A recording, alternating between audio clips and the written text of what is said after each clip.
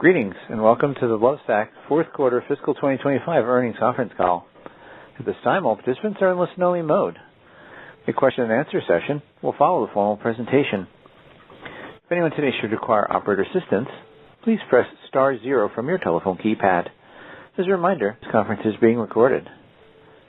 At this time, it is now my pleasure to introduce Caitlin Churchill with Investor Relations. Caitlin, you may begin. Thank you. Good morning, everyone. With me on the call is Shawn Nelson, Chief Executive Officer, Mary Fox, President and Chief Operating Officer, and Keith Siegner, Chief Financial Officer. Before we get started, I would like to remind you that some of the information discussed will include forward-looking statements regarding future events and our future financial performance. These include statements about our future expectations, financial projections, and our plans and prospects. Actual results may differ materially from those set forth in such statements. For a discussion of these risks and uncertainties, you should review the company's filings with the SEC, which includes today's press release. You should not rely on our forward-looking statements as predictions of future events. All forward-looking statements that we make on this call are based on assumptions and beliefs as of today, and we undertake no obligation to update them except as required by applicable law. Our discussion today will include non-GAAP financial measures, including EBITDA and adjusted EBITDA. These non-GAAP measures should be considered in addition to and not as a substitute for or in isolation from our GAAP results. A reconciliation of the most directly comparable GAAP financial measure to such non-GAAP financial measure has been provided as supplemental financial information in our press release. Now, I would like to turn the call over to Shawn Nelson, Chief Executive Officer of the Lovesac Company. Shawn? Good morning, everyone, and thank you for joining us. I'll start by sharing a high-level overview of our fourth quarter and full year fiscal 2025 results, provide an update on our Design for Life product platforms, and share some exciting news about an amazing new addition to our leadership team. Then, Mary Fox, our president, will discuss our tailored customer acquisition engines. And finally, Keith Siegner, our CFO, will review our financial results and provide more detail on our fiscal 2026 outlook. Before getting into details, I'd like to take a moment to reflect on milestone achievements for Lovesac in fiscal 2025. First, we had our most prolific year ever for new product launches, having gained significant momentum, innovation, and commercialization of platform extensions, including major successes like the PillowSac Accent Chair and the early launch of the reclining seat. Second, we codified our long-term strategy and value creation model, which we delivered at our first ever Investor Day, and unveiled the first of 3 completely new product platforms that we plan to launch over the next 3 years, the EverCouch. Third, we strengthened the foundations of our business, having reinvented our supply chain and dramatically enhanced our CRM tools to deepen and broaden the moat around our unique omni-channel business model. Last, we have a very healthy balance sheet, which gives us substantial flexibility to weather tariff distractions, accelerate growth, and enhance returns on capital for years to come. Moving to results, it was a solid end to fiscal 2025 with fourth quarter earnings results that came in toward the high end of our outlook provided in December. With strong quote conversion in the second half of the quarter, sales slightly outpaced the high end of our guidance range. This helped close out another fiscal year of market share gains for Lovesac, a noteworthy accomplishment, even if not at the level we aspire to. While macro conditions were and remain challenging, we are optimistic as we enter fiscal 2026 in a position of strength. Lovesac's secular growth potential is massive, but our business model is also uniquely positioned to help us capitalize on macro upside whenever it does materialize. And that's without the need to overcommit early during periods of uncertainty. As our fourth quarter results demonstrate, we have a focused and nimble team that can deliver reliable results even in a competitive and tumultuous environment. The modular nature of our core products allow for flexibility in our supply chain, including redundant identical sourcing for our most critical SKUs across numerous countries, which allow us to ebb and flow our production to the most advantageous environments in real time. This is a competitive advantage that is unique to Lovesac's model. As for product, I want to be clear. We have step-changed the metabolic rate of new product and platform launches at Lovesac. They will come faster and with greater impact over these next few years. Fiscal 2025 was just the beginning. Our clarity around the Design for Life approach to product development is ingrained into the organization, and we've been cooking up new ideas to build a pipeline that should last for a very long time. Specifically for 2025, we had multiple successful product launches culminating in the early introduction of our highly anticipated reclining seat in Q4, which expands our core total addressable market of $9.5 billion for static sectionals by an additional $4 billion for motion seating capabilities. There's nothing like this recliner on the market.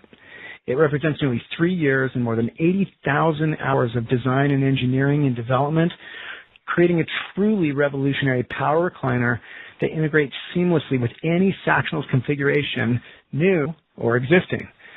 The recliner is a marvel of engineering with zero wall clearance and the totally unique ability to function in both wide and in deep orientations. And our signature Design for Life approach, of course, ensures that it will remain valuable and compatible for decades to come. Since launch, the reclining seat has sold over 18,500 units, with attachment rates and customer feedback exceeding our expectations, as well as a nearly 50-50 split between new and repeat customers. And that's all without a national marketing campaign to generate broader awareness. We only just recently launched the recliner campaign, The Recline of Civilization, and we're very encouraged about its potential. In addition to the recliner, this year we successfully launched our PillowSac accent chair, entered the case goods category with the AnyTable, completed an overhaul of our surface products, including the drink holder, coaster, and the new tray, offered the long-requested insert protectors to our fans' delight, and overhauled our custom fabric line, which has far outpaced our expectations for both new and repeat customers. But our sights are already set on fiscal 2026 and beyond with our third Design for Life platform, the EverCouch, already being tested in marketplace. The EverCouch is an optimized and elegant solution for people looking for an armchair, love seat, or sofa where their needs differ from those of a Sactionals customer. Our insight arose as we realized that despite being thought of as a couch company, we really don't sell many couch-sized configurations, let alone love seat or chair configurations for sure. Sactionals are amazing, but they may not be ideal from a size, style, or price standpoint in the smallest of configurations. EverCouch fills those gaps and opens up the $14 billion couch category to us, effectively more than doubling the addressable market that we operate in currently.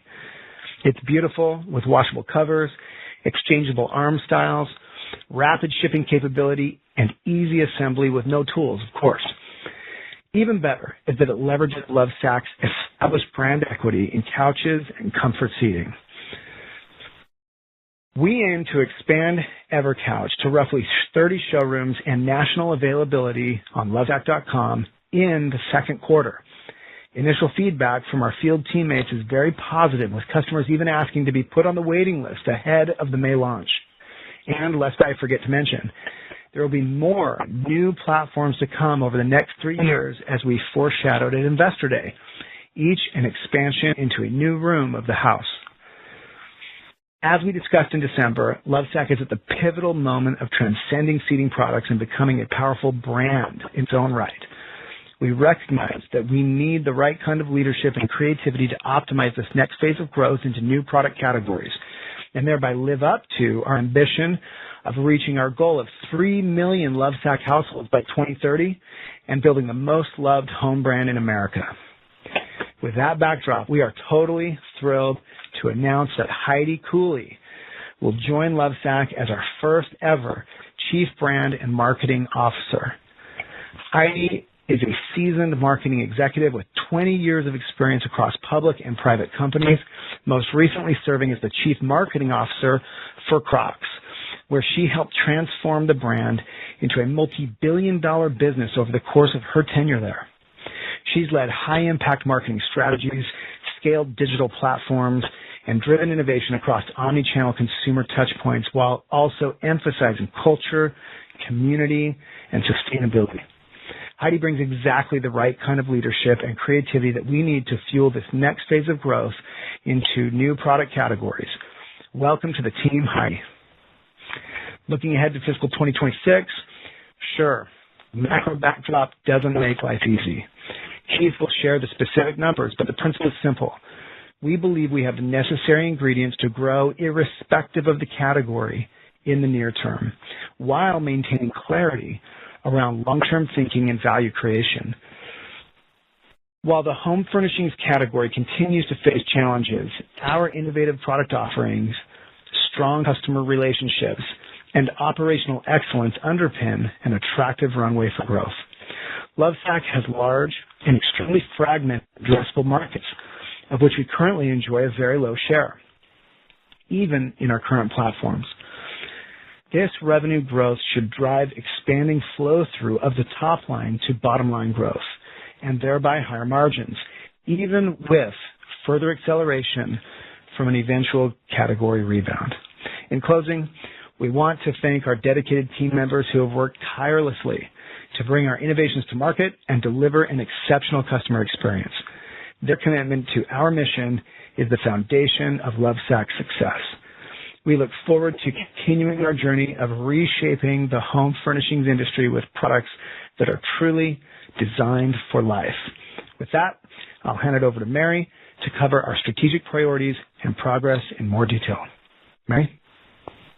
Thank you, Sean, and good morning, everyone. We detailed our long-term strategy and value creation model at our recent Investor Day, which is centered on our two superpowers. Sean just shared an update on the first of these, our Designed for Life product platform, and how we believe Lovesac's secular growth potential is massive, thereby positioning us to continue to take market share for years to come. I'll now focus on our customer acquisition engines that are uniquely tailored to each of these Designed for Life platforms, as well as on our growth enablers, especially our advantage supply chain. Beginning with customer acquisition engines, our superpower really lies in our ability to leverage different mixes of brand and performance marketing, digital configuration through Lovesac.com, incredible showroom experiences, and efficient partnerships to optimally affect by product platform. Done wisely, we can efficiently generate customer awareness, convert that awareness into customers, and ultimately build long-term relationships and brand love. Let's spend a few moments on each. Starting with our brand performance marketing, we had shared back in December that we were encouraged by the strong double-digit quote growth we had seen through Black Friday, but were cautious given the lower than expected quote conversion to sales we're experiencing, along with the compressed holiday selling season. We are pleased to share that we saw significantly higher quote conversion during the late December and January periods, leveraging personalized offers as customers focused on their homes after the compressed holiday season.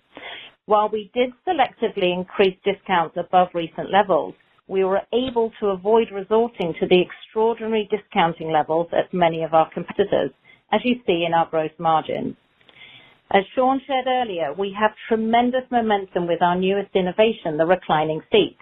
It surpassed all our expectations, achieving the highest attach rate of all our recent innovations, supporting higher AOV and generating strong new and repeat customer purchases. Recall, Q4 really represented a soft launch with minimal marketing support. But we've just turned on our marketing engine with our Recliner Civilization campaign that launched in March. With Kathy Hilton, Jay Shetty, and others, this campaign is a fun, tongue-in-cheek movement against the grind culture of today, leaving anyone who sees it yearning to recline in a Lovesac. It was developed to be social first, leveraging influencers and content creators to exponentially grow awareness. It's worked. Nearly 5 billion earned impressions and counting, and this is a great example of where Lovesac sits at the center of cultural trends. We also had a very cool collaboration with Mr. Beast, the ultimate YouTuber, on his Last to Leave the Circle Wins $1 million video challenge.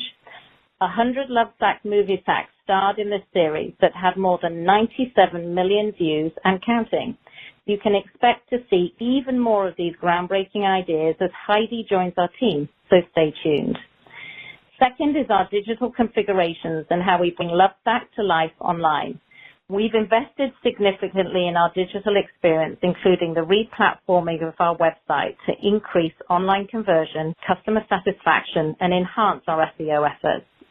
We also reimagined the customer experience through MyHub, furthering our goal of creating a frictionless omnichannel experience and enabling a more purposeful approach to driving repeat customer purchases. It's also working with recliner repeat sales at nearly 40% of Sactional sales to date. These platform investments have also set us up to launch EverCouch. I'll note we aren't simply recreating the Sactionals experience online, but have reimagined the optimal buying experience for the more traditional chair and couch purchaser. This is a perfect example of how we will tailor our customer acquisition engines by platform for maximum effect. We'll also utilize our learnings from last year's product launches to continue to drive repeat customer engagement and conversion, all with the goal of increasing customer lifetime value. Third is our showroom experience, the physical brand amplifiers of our Design for Life products, the linchpin of our omnichannel model. It's an efficient use of capital to provide convenient accessibility to customers looking to experience Lovesac in real life. In Q4, we embarked on the next evolution of our product demonstration selling process, the product tour. This improved selling framework helped improve quote conversion, as I mentioned earlier, but also created the pathway for new product innovations such as the recliner. Entering fiscal 2026, we just launched a new performance-based compensation model for our field teams that retains the spirit of the customer experience, but also provides strong incentives for high performance. And finally, complementing our showroom experience is our partnership model, with Costco being a great example. With Costco's more than 120 million members, our roadshow model allows us to activate pop-ups in their clubs while owning 100% of the customer data and relationship. We'll continue to expand our assortment with Costco this year and have already added in StealthTech and PillowSac Accent Chair. We plan a 15% increase in roadshows over last year, further demonstrating our unique ability to sell large premium products in approximately 100 square feet. When combined, these four elements of our customer acquisition engines create an unmatched customer experience that drives brand love. In fact, in fiscal 2025, we recorded our highest customer satisfaction scores ever. We're planning to reinforce this further by launching customer-facing services. Following internal resale and trade-in tests throughout fiscal 2025, we expect to launch customer-facing pilots for both programs in select market later this year. Our data shows that these programs really highlight our commitment to Design for Life principles and reinforce the long-term value of our customers' investment. Nearly as important to sustain profitable growth over the long term are our growth enablers. Let's start with our supply chain, a key strength that has been a critical component of our financial success over the past few years and in preparing us to dramatically expand to new product platforms. In fiscal 2025, we transformed our network strategy and carrier models. We implemented both transportation and order management systems, and we began work on optimizing our warehousing and outbound logistics programs, which we plan to continue through fiscal 26. As a result, we delivered healthy gross margin expansion of 120 basis points in fiscal 25, achieving a nearly 59% gross margin rate for this year. Having reduced our exposure to spot market rates by more than 95%, we entered fiscal 26 in a great position. Which brings us to the recent news on tariffs. Let's start with some contextual information. We have made significant progress in recent years to diversify our countries of origin and establish redundancy of each product across multiple countries in order to have options.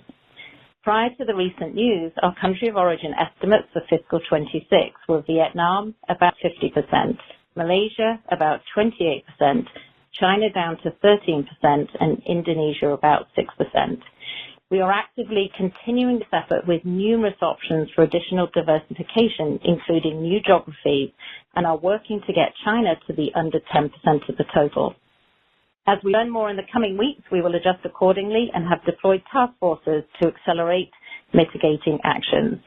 As Keith will outline momentarily, we enter fiscal 26 with higher than normal levels of inventory across our product lines, which was purposeful just in case of this possibility. In addition, we have numerous ways to structure and manage through various tariff scenarios, but we need to be careful not to implement these in a knee-jerk manner that could confuse our customers and damage the brand. These options include working with our long-term vendors for concessions, reviewing opportunities for surgical price increases, adjusting our promotional intensity, and capturing other efficiencies. Another important consideration is that our structurally higher gross margins than many other competitors mean that the effective price increases needed to offset the tariffs are relatively smaller. We believe we have the ability to selectively take price increases due to the strength of our brand and the unique and compelling nature of our Design for Life products that are loved by many. Before I turn to Keith, I wanted to briefly mention our 4th annual ESG report published in December. You may or may not know this, but our purpose as a company, central to our Design for Life principles and operational model, is to inspire humankind to buy better so you can buy less. This updated report shows continued progress towards our goals, including our commitment to zero waste, zero emissions by 2040. We're proud to have diverted countless thousands of couches from landfills. We're proud to pass the 300 million milestone in fiscal 25 for recycled plastic bottles used in our fabric, and so much more. We know that our actions today will shape the world of tomorrow, and we're leading by example. Together, we can create a future that's brighter, greener, and more comfortable for generations to come. And now to Keith. Thanks, Mary. Before we begin, I want to thank everyone who attended our inaugural Investor Day, whether in person, virtually, or even after the fact through the presentation, which remains available on our website. We hope it was clear how unique Lovesac is. Unique in brand, unique in business model, and unique in secular growth opportunity. Powered by continued market share gains in our existing categories, as well as expansion into new product platforms, which begins next quarter with EverCouch. Sean and Mary already discussed factors that made fiscal 25 such an important year for Lovesac, so let's jump right into a quick review of the numbers and our outlook. As a reminder, the 4th quarter of fiscal 24 included a 14th week, representing the 53rd week in the prior year. Revenues were $680.6 million for the year, which were down from $700.3 million the prior year, owing to category headwinds of approximately 9% for the year. But we're slightly above the latest range of guidance we provided in December. Gross margin was nearly 59%, a solid level that provides options for navigating the current macro conditions. Net income of $11.6 million was down from fiscal 24 owing to the lower revenues, but still supported positive free cash flow for the year and a healthy cash balance that I'll speak more about in a couple minutes. Moving on to the 4th quarter, please note that all performance metric references to the 4th quarter refer to fiscal 25 unless otherwise noted. Net sales decreased $9 million or 3.6% to $241.5 million in the 4th quarter compared to the prior year. Showroom net sales decreased $2.4 million or 1.6% to $154.5 million in the 4th quarter compared to the prior year period, driven by a decrease of 9.4% in omni-channel comparable net sales, partially offset by the net addition of 27 new showrooms period over period. Internet net sales decreased $7.6 million or 9.7% to $70.5 million in the 4th quarter compared to the prior year period. Other net sales, which include pop-up shop, shop-in-shop, and open box inventory transactions, increased $1.0 million or 6.7% to $16.5 million in the 4th quarter compared to the prior year period due to higher productivity of our temporary online pop-up shops on Costco.com. There were no open box inventory transactions in the fourth quarter compared to $2.9 million in the prior year period. By product category, in the fourth quarter, our Sactional net sales decreased 3.8%, Sac net sales decreased 3.0%, and our other net sales, which include decorative pillows, blankets, and accessories, increased 2.7% over the prior year period. Gross margin increased 70 basis points to 60.4% of net sales in the fourth quarter versus 59.7% in the prior year period, primarily driven by decreases of 90 basis points in inbound transportation costs and 30 basis points in outbound transportation and warehousing costs, partially offset by a decrease of 50 basis points in product margin driven by higher promotional discounting. SG&A expense as a percent of net sales was 28% in the fourth quarter versus 30.5% in the prior year period. The decreased percentage is primarily related to lower credit card fees, professional fees, rent, utilities, and other overhead costs. The decrease in selling, general, and administrative expense dollars was primarily related to a decrease of $3.8 million in credit card fees, $1.5 million in professional fees, $0.7 million in rent, $0.7 million in utilities, and $2.7 million in other overhead costs, partially offset by increases of $0.5 million in payroll and $0.2 million in equity-based compensation. Rent decreased $0.7 million related to a $1.1 million reduction in percentage rent, partially offset by a $0.4 million increase in rent expense from our net addition of 27 showrooms. We estimate non-recurring incremental fees associated with the restatement of prior period financials were approximately $0.5 million in the fourth quarter. Advertising and marketing expenses decreased $2.7 million or 9.2% to $26.8 million for the fourth quarter compared to the prior year period. Advertising and marketing expenses were 11.1% of net sales in the fourth quarter as compared to 11.8% of net sales in the prior year period. Operating income for the quarter was $47.6 million compared to $40.4 million in the fourth quarter of last year, driven by the factors we just discussed. Before we turn our attention to net income per diluted share, and adjusted EBITDA, please refer to the terminology and reconciliation between each of our adjusted metrics and their most directly comparable GAAP measurements in our earnings release issued earlier this morning. Net income for the quarter was $35.3 million, or $2.13 per diluted share, compared to $31 million, or $1.87 per diluted share in the prior year period. During the fourth quarter, we recorded an income tax provision of $13 million as compared to $10.2 million in the prior year period. Adjusted EBITDA for the quarter was $53.9 million as compared to $48.4 million in the prior year period. Turning to our balance sheet, we ended the fourth quarter with a very healthy balance sheet that provides substantial flexibility for Lovesac to weather macro uncertainty, accelerate growth, and or enhance returns on capital, all with a focus on optimizing long-term value creation for shareholders.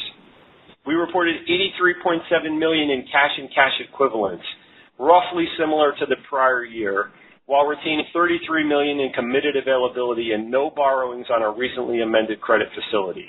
This healthy cash position occurred despite two factors that highlight our flexibility. First, our total merchandise inventory levels were up 26% versus the prior year to $124.3 million. Given our strong cash position, we saw an opportunity to build safety stock across our product portfolio in order to give ourselves additional wiggle room should there be wild cards related to tariff or other supply chain disruptions. Second, during the quarter, we repurchased approximately 646,000 shares of our common stock at an average price of $25.51 for approximately $16.5 million, thereby bringing our total repurchases for the fiscal year to $19.9 million. We have approximately $20.1 million remaining under our existing share repurchase authorization and plan to be opportunistic, balancing attractiveness of accretion from repurchases at current levels with uncertainty owing to the current tariff backdrop.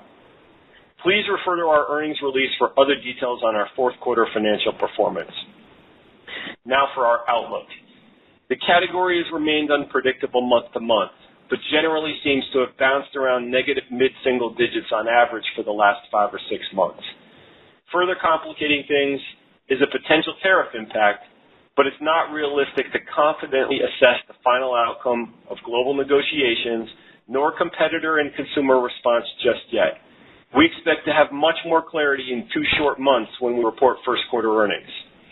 For the moment, we're prudently planning our outlook off a 5% full-year category decline, not dissimilar from the recent trends I just discussed. As Mary outlined, we have many arrows in our quiver with respect to managing tariff impact above and beyond the approximate $10 million of tariff we had already included in our full-year outlook under the old tariff regime. We're actively pursuing some combination of all of those options at our disposal.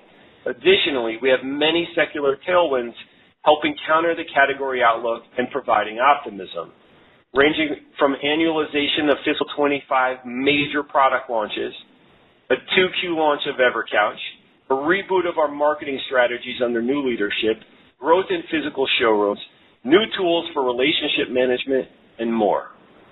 So let's start with the fiscal first quarter since we anticipate minimal impact from the recent tariff headlines. We estimate net sales of $136 to $142 million, representing mid-single-digit revenue growth at the midpoint.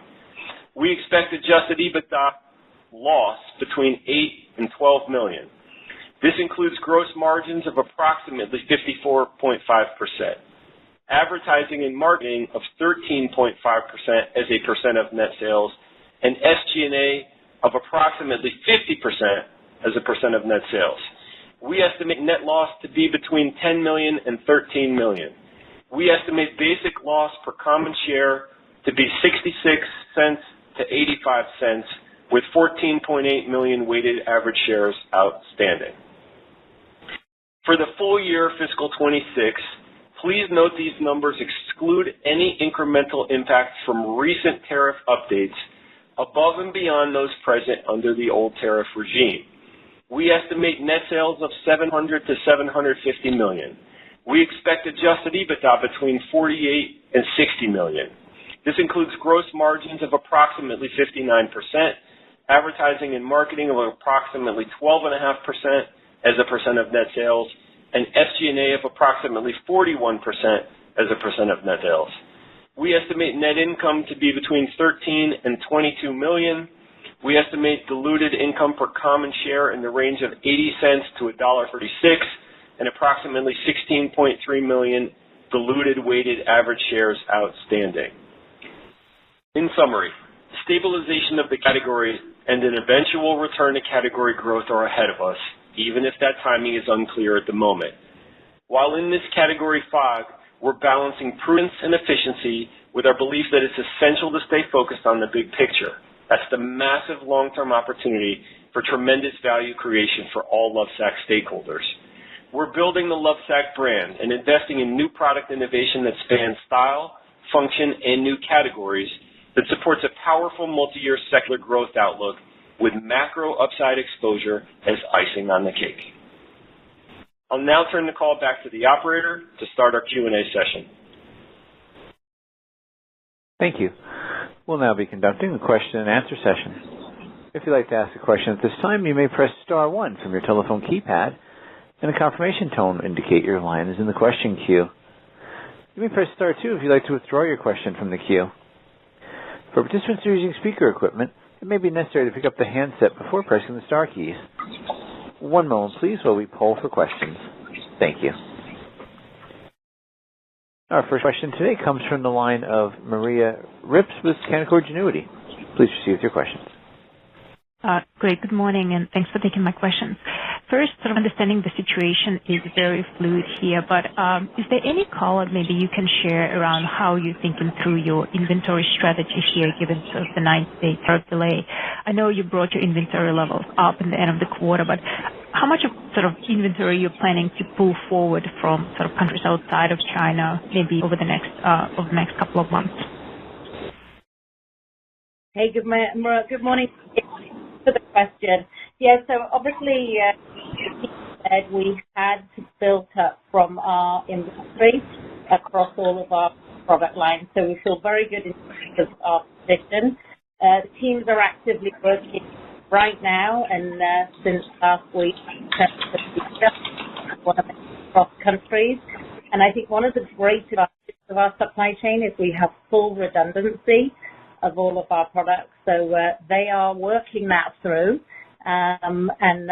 We feel good in terms of where the plans are. And obviously with the news yesterday, we're really pushing through on obviously the most dominant countries that we source from, which are Malaysia and Vietnam as an example, to ensure that we continue to stay in stock. We have great inventory levels, but also obviously managing the headwinds that just recently came into bear from last week. Got it. That's very helpful, Mary. And then secondly, is there anything you can share sort of around consumer behavior here sort of more recently, maybe in February and more so in March, just given all the macro data points that we've been getting? Are you seeing any maybe softening in consumer spending here in the near term, I guess? Yeah, no, thank you. The key obviously shared through in terms of on the guidance, we feel good in terms of performance quarter to date. Strong February that continued through to today. So, we see pretty much stable performance from our customers in terms of whether it be piece count, in terms of, whether they're trading up. We have seen a little bit quieter between key promotions and then being stronger during events. And then obviously, we continue to see the quote conversion progress that we made through quarter four as well. So too early to say in terms of even just some of the more recent news and any changes, but really nothing that has changed to call out, Maria. That's helpful. Thank you very much for the call. Our next question is from the line of Matt Koranda with Roth Capital Partners. Please proceed with your question. Hey guys, good morning. Just wanted to see if maybe you could confirm for me. It looks like the midpoint of the Q1 range might incorporate the assumption of positive omni-channel comps. So just wanted to see if Keith could maybe unpack that. And then just quarter to date, it sounded like Mary said February was strong, but I think that's against a relatively easy comp from last year. So maybe just talk about the trends you saw into March and April. And then lastly, just if you could maybe talk about sort of, I know it's really early and the sample size is small, but any consumer reaction function to sort of the Liberation Day announcements in terms of trends you saw over the last week. Sure thing. Thanks. I'll start off with the first two parts of that, Matt, and then kick it over to Mary. So, if you look back to recent trends, you can see pretty clearly that we've been doing between 500 and 600 basis points of growth coming from the new and non-comp. So one thing that's a little different is in fiscal 25, so last year, we had a heavily first quarter weighted new showroom opening cadence. This year, we're going to be a little bit more balanced through the year, a little less weight on Q1. So we might be slightly below that 5 to 6% contribution from new and non-comp. So when you think about, the growth rate that we're implying for the first quarter, I think your assumption for flat to slightly positive, depending on where we are in that range, is definitely a possibility. One thing I'm going to talk about just a little bit with the quarter and the progress to date that does make this a little bit noisy and why I'd really urge you to focus on the quarter in entirety is if you recall in the first month of fiscal 25, we had some volatility related to a promotional strategy miss and dislocations from switching media agencies. So there's a lot of noise in our year-over-year growth rates in the first month. And then there's noise in the second and third because Easter moved from month 3 to month 2 for us. So put that all together and, we're really encouraged to be, at the levels of growth that we're talking about for Q1. So hopefully that gives you a little bit of context. Yeah, and I think, Matt, just to add to your other question, I think Keith covered kind of quarter to date. I think in terms of any consumer reactions, last week's a quieter week for us, so I think we really need to hold as we build through to the Easter event, as we close out the quarter, really to be able to learn anything more, but certainly not really seen any kind of change of any kind of materiality. So looking forward to Easter and closing out the quarter. Okay, appreciate that. And then maybe just wanted to see about the way that we should think about pricing in reaction to some of the tariffs if they do end up sticking after the 90 days. How should we think about Lovesac's ability to take price increases? What would those come in the form of? Would that come in the form of a list price increase, and we should expect the same sort of steady promotional cadence that you guys have been on? Just wanted to hear sort of your latest thoughts about how you sort of mitigate some of the tariff risk beyond just the change in vendor sourcing. Yeah, no, thank you for the question. I think, obviously the team are working very hard with some vendors on concessions because that's a key element that can really help us in terms of sustaining some of the impact. I think the second piece, obviously, Keith shared, with our structurally higher gross margins than many other competitors, it really means that the effective surgical price increases we'd need to take are much smaller. So as we really work through, we've taken price before in 2021 and 2023 and seen a lot of success with that without any impact around demand. So we're working actively through with the scenarios. We need to see where everything closes out because it is changing by the day.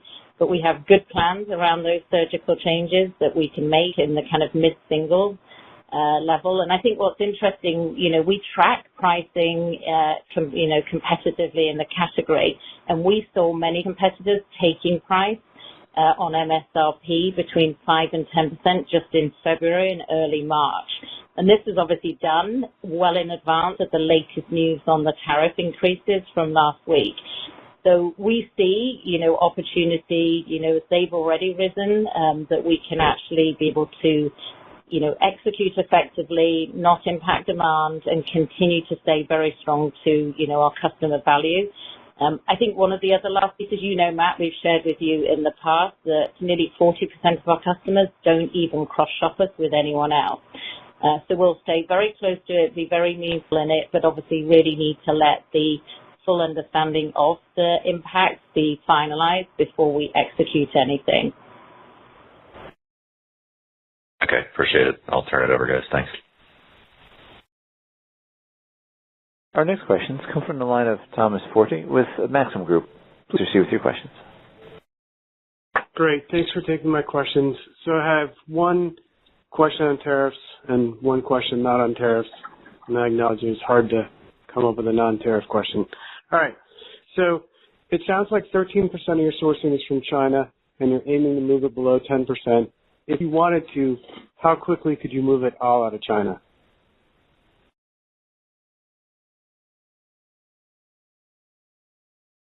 Sean's on mute.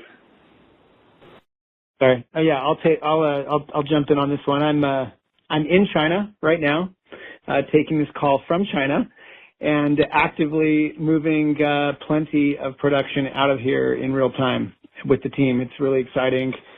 As you know, I think the thing that differentiates Lovesac from a lot, and really all of our key competitors, is while I think every serious furniture company operates in all of these geographies in the East, Lovesac operates redundantly. So there are almost no critical products that are solely sourced in China, and we're able to, move production, lean further on these other geographies that have now seen some abatement already, and we do see a path to getting down below 10% this year, and that's what we're actively doing. So, ultimately, it'll probably force us completely out of China, and that's fine as well. So we're excited about the headway we're making. It's happening so fast, in days really, and already in motion. And of course, our Q1 is all spoken for inventory-wise. So we're talking about a very finite batch of inventory that will even have an effect on this year in terms of the biggest tariffs so far. So feeling really good about our position. Thank you, Sean. I appreciate that. All right, so for my non-tariff question, so when thinking about potential catalysts for home-related merchandise sales, such as furniture, how should investors think about the potential for lower interest rates unlocking the housing market, resulting in more consumers moving? So recognizing its fluid situation, one silver lining from the market turmoil is that at times interest rates have been lower. We've read stories about large increases in mortgage demand. Seems like there's a lot of pent-up demand to move, which may be unlocked by lower rates. I would love your thoughts on this. Yeah, I'll start off first, and then I'll let Sean step in. I mean, I'll take it. We'll take it. We would love to see it. We don't even care about what drives the interest rates lower to some extent if it's a geopolitical play on a macro basis, as long as there's not a big recession underlying it. The lower interest rates will be wonderfully accepted, I think, by everybody in our category, including us. And I really what I want to impress upon this is we're controlling our own destiny here. We are and have already built a pipeline of truly differentiated products that should enable us to continue to take market share like we've talked about in our existing categories where we only are present in 1 million households in the U.S., which is shocking to us. With our existing platforms, there's no reason we shouldn't be in many millions of households. And with the addition of all of the new products last year and the EverCouch, which is our entrance into chairs, love seats, and sofas with an appropriate style-forward, price-competitive, wonderful product that's launching in second quarter, we think we have a really compelling case to buck those trends and to drive growth for our business and to translate that top-line growth to bottom-line growth. But because of the uniqueness of our model and because of the inventory position, as we've been talking about, as soon as that lower interest rate unlocks housing turnover, we're ready to go. And we'll participate real time. We can ship in 1 to 2 weeks. We don't have to place an order for a green roll-arm couch that's going to take 9 months to get here and then hope that it's on style and we can sell it. We can sell you whatever you want within 1 to 2 weeks whenever you're ready. And I think it's a super compelling element to our model. But Sean, if you want to talk more about the big picture, please.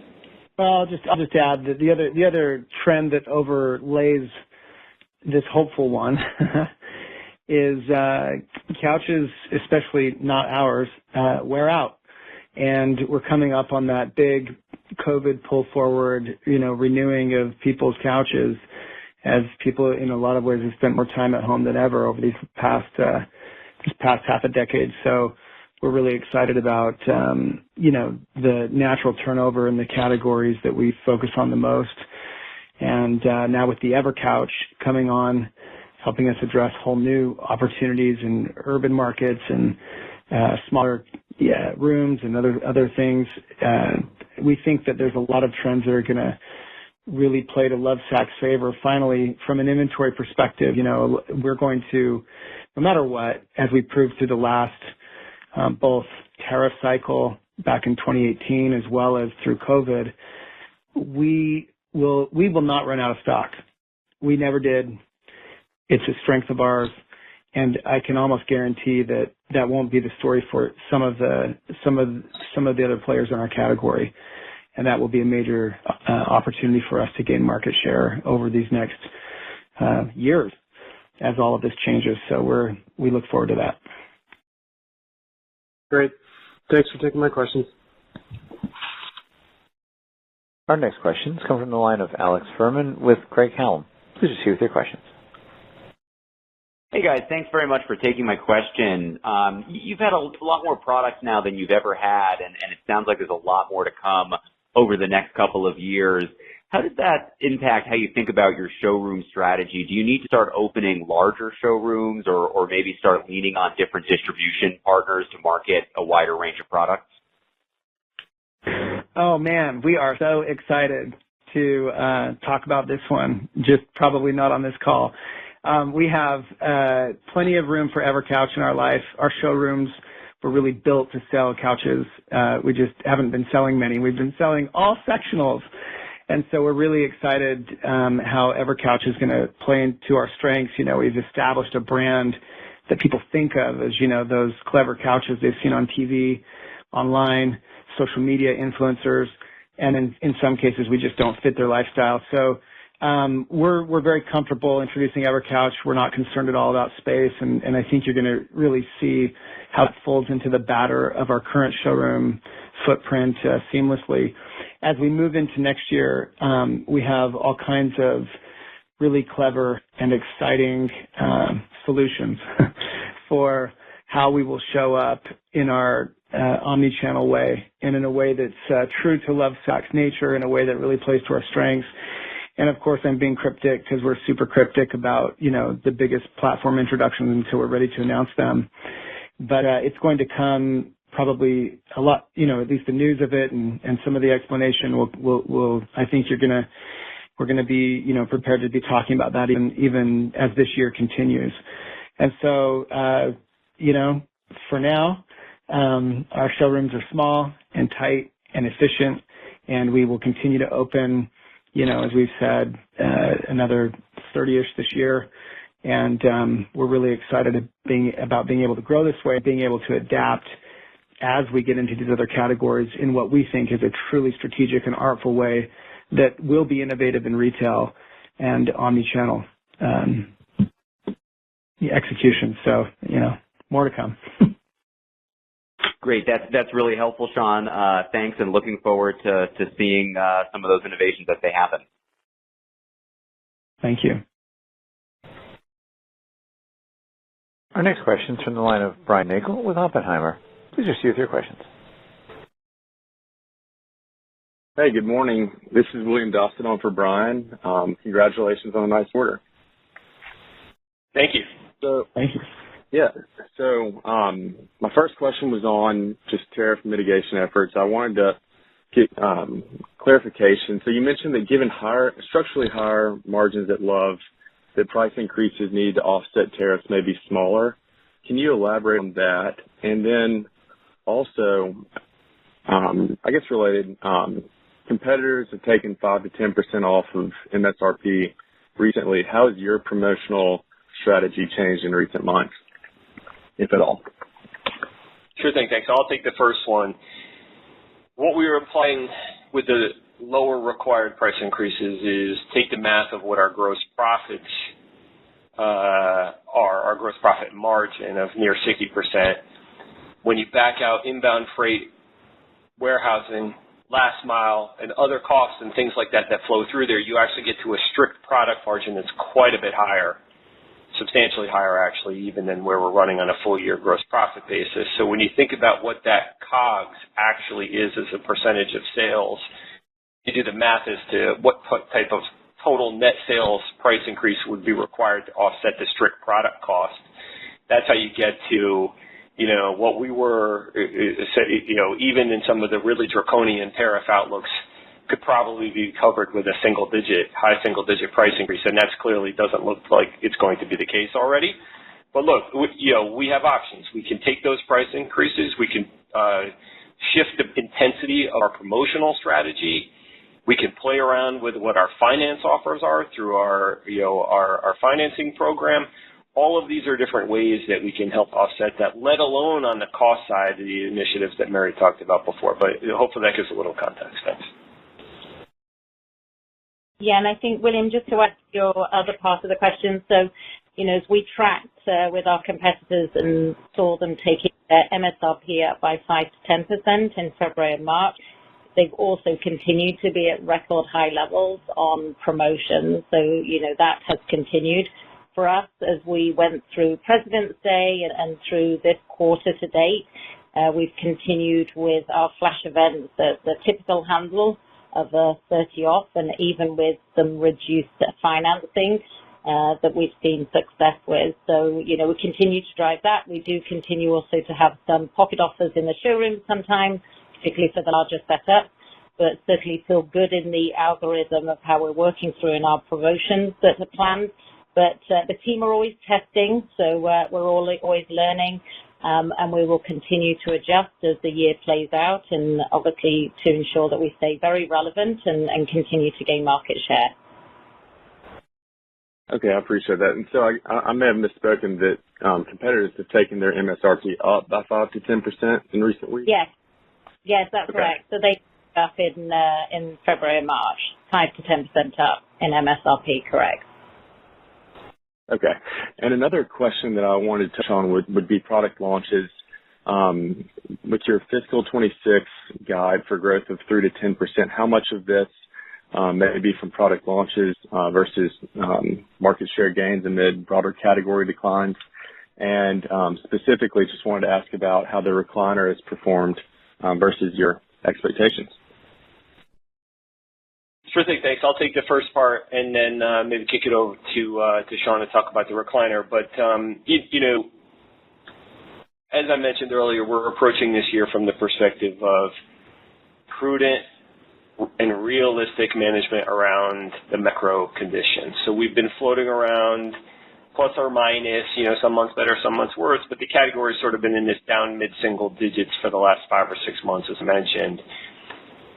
That's the scenario we're building our plan for this year off of, more of the same. So in order for us to get to the total growth rates against that backdrop, we do need these new products, the physical showroom expansion, enhancements in our marketing strategy, all of these different things that I was talking about, we think can generate better than category performance. And, so there's a whole number of different scenarios that could come together. We're not relying on every single one of these to hit 100% by any means. Not at all. We can have some of them hit and some of them miss and still hit our guidance. That's kind of the approach we took to this. So, we're really encouraged about the new showrooms that we're opening. We're very excited about the potential that those can contribute. We think the new products can be fantastic. We think we could sharpen our message. All of these things, I know I'm getting a little redundant and repetitive, but I just really wanted to, hammer home the point that we've got multiple paths, we think, to achieve the top-line aspirations that we set out for this year. Yeah, as far as the recliner goes, I think it's been our most successful product launch maybe ever, at least in our modern history, maybe since Stealth Tech, and in many ways even more impactful than that, and that was massive for us. So it's exceeded our expectations. It's outstripped the initial supply, and we quickly were able to recover from that. As you've seen, we've really haven't had any egregious waiting periods for recliner. They're in stock now. So we've been able to demonstrate, this extreme flexibility we have. And you have to appreciate that the recliner has, it's a powered recliner. If you understand Sactionals, you understand that these rectangles can be used the long ways or the deep ways, which is one of the most remarkable things about the Sactionals platform, right? If you're tall, you want it deep. If you're shorter, you want it wide, or if you want to adjust the room and how it fits between two windows. This one recliner SKU works in either direction. It has, and the consumer can adjust it on the fly. It's hard to describe over over a call, but the reason I'm mentioning it is because to do all of this and do it elegantly, safely, reliably, with electronics required 650 individual parts. This is by far the most complex product we've ever produced, and the fact that we've been able to do it at our high margins right at initial launch without any significant quality issues at all, and been able to replenish our stock when it far outstripped our expectations. As we've mentioned, we sold over 18,500 units, and that's just over the first few number of months, right? This is not even 6 months. So we're really excited about that, and especially excited to see that sales are evenly split between the new and repeat customers. So it's working in exactly all the ways we wanted it to. We're really proud of it. And I think lastly, the best part is, of course, we hold numerous patents on it, like we do all of our key products. And this big investment we made in it, and even to launch it, as we've just done, we had over 4 billion impressions from this Kathy Hilton campaign with the Recline of Civilization, and so we had a lot of fun with it on social media. All of this investment, both in the product and in the marketing of it, we'll build on it for a decade or 2 decades.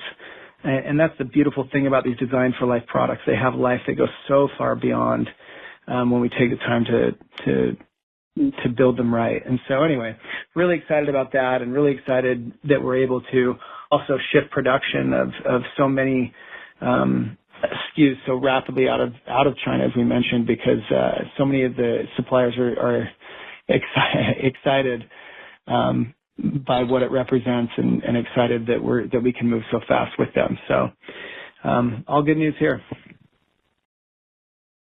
Thank you so much. Look forward to connecting more offline.